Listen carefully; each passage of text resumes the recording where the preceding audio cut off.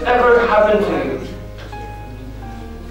That you are in the audience and you see someone give an amazing speech in front of you, and this thought just goes across your head that says, I wish that was me. I used to get this feeling every time I used to see my principal, sir. Because he used to give amazing speeches every time. And I wanted to speak like him. So one day I made myself clear that I want to learn public speaking. So I went into his office.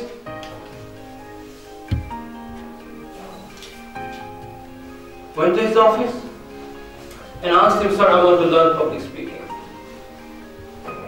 He looked at me and said, well, if you want to start public speaking, why don't you start by getting your hands dirty? There is a speech competition organized by Red Cross day after tomorrow. Go there and show what you got. I filled up the form, I posted the letter, and I felt damn excited. Because in my head, I was winning that competition. Every word I was uttering, the audience was going crazy. I had already won that competition even before actually participating in the competition. But later that night, I started to feel a little bit numb. The thought started killing me a little bit inside. The day after that was fine too. But the night before the competition, I felt as if I was in hell. Couldn't sleep, couldn't even eat, couldn't do nothing. But I went into the competition anyways. And there were other people who were rehearsing before the competition. And everyone looked so confident. But I was insecure. But even though I was insecure, I didn't show my insecurity, but walked as if I owned that place. There was I with the other participants, one after the other. They went and gave this speech. And it was my turn. The co-host, he called me, and I went up there, I looked in the podium, and what I saw was something like this. A bunch of savages who were trying to as if eat me, which scared the hell out of me.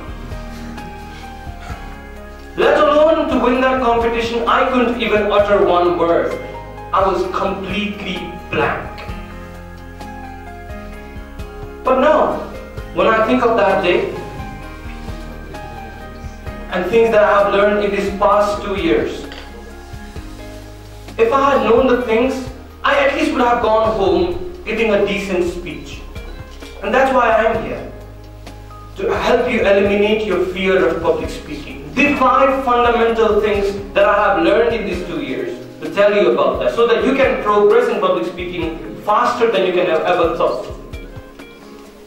But before we begin about this, first we should be knowing is public speaking is all about your mentality, the mentality that you have about public speaking. So let's start shaping your mentality about it.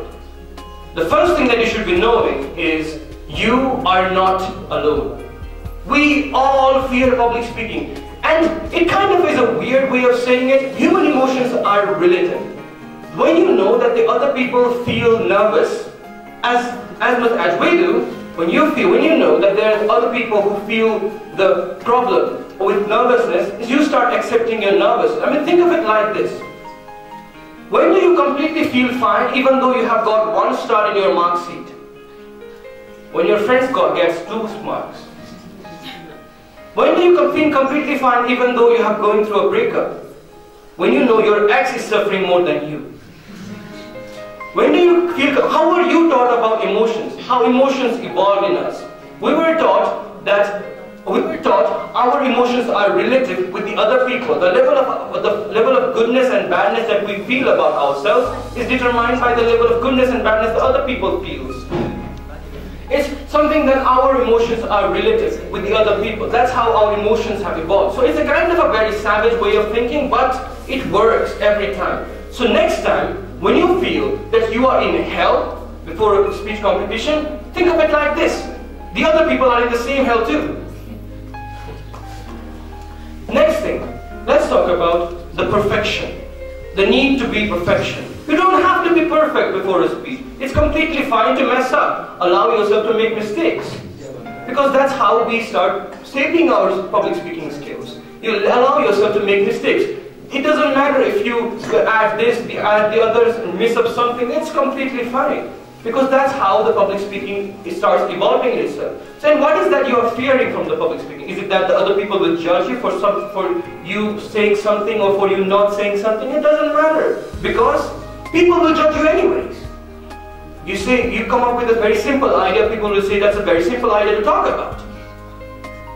You talk about something very complex, people will say that's a complex idea which I would never want to hear again. So it doesn't matter. So speak the things that you want to speak about and speak anyway. Now, let's talk about, even though how less nervous you are and how confident you become, you require proper structure. Why? Because without proper structure, your speech will fall. So let's start shaping that structure. First is to define your purpose. What is the purpose of you giving that particular speech? What is the reason behind your intention? What is the intention behind you standing in front of the audience and telling them something? Because you will find numerous videos in the YouTube telling you tips and tricks. They will tell you to rise up your voice or slow down. They will tell you to move your hands in a particular way, make a movement. Those are just tips and tricks. They will never tell you what your actual problem is. You know what your actual problem is. So those tips and tricks will ruin your life. Those will never solve the problem. You need to find the fundamental problem itself. So what is the purpose? Define your purpose to yourself. Is it to inform the audience about something? Or is it to entertain the audience? Or is it to convince the audience? Persuade the audience. When you define, when you are clear about the intention of your public speaking or your speech, you do not have to raise up your voice, you do not have to look at the audience in a way. Why? Because your emotion starts relating yourself to your intention. It starts synchronizing with the words you say. And the truth is the best speech you can ever give to the audience. So define your purpose of your speech and tell that to the audience. It's the best way to do it. So now let's move on to the fourth part. It is to make it relatable. Make it relatable, it means to make it something like a daily conversation. The reason why I am here now not giving a speech on robotics is because I don't know about robotics. The only thing that I know about robotics is that one quote that I have been continuously listening, that I do not know what robot is, but I can tell you what robot when I see one. See, I do not know about what I know about public speaking. I have been doing it since 2 years. That's the reason why I'm talking about you. Think of it like this. Public speaking is nothing different than you talking to a good friend. The only difference here is you have a mass. There are many good friends you are talking to now. Then you were talking to one person, now you are talking to many people. There is not much difference. If you try to be much formal, try to jump on both those tricks and tips that urge of making an eye contact, then you will mess up. Just make it like a daily conversation with the audience. It is equally important because you are confident in talking about the things that you know about, not the things that you do not know about. So talk about the things that you know. When you talk to a person that you know individually, make the same talk with the people in the audience. It is also important from the other point of view. If you start talking about the things that you do not know, you will mess up. So now let's talk about limit your content. Always, now I understand that public speaking can be intimidating. You may want to add these things, you may be thinking maybe not adding this thing will not give you enough space in the audience. In the audience. You will have to add this data, add this anecdote. You don't have to.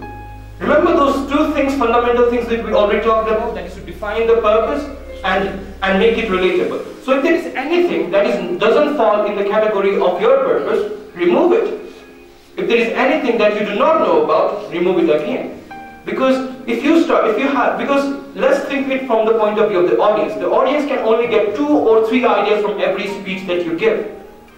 So if you start jumbling up everything, you will end up giving nothing to the audience.